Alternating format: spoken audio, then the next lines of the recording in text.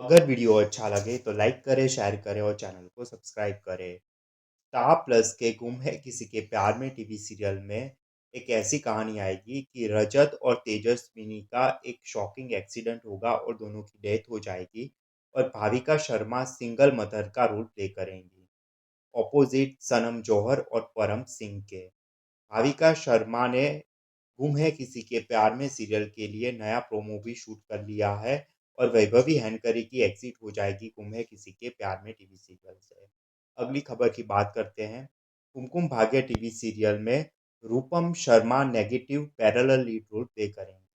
ऐसे नमिक पॉल भी parallel lead role play करेंगे कुमकुम भाग्य टीवी सीरियल में। अगली खबर की बात करते हैं। तेजस्विनी प्रकाश और अनुज सिंह ये दोनों लीड रोल प्ले करेंगे सौरभ तिवारी के अपकमिंग वेब सीरीज के लिए, जिसका नाम बेवफा तेरा मासूम चेहरा होगा। अब अगली खबर की बात करते हैं।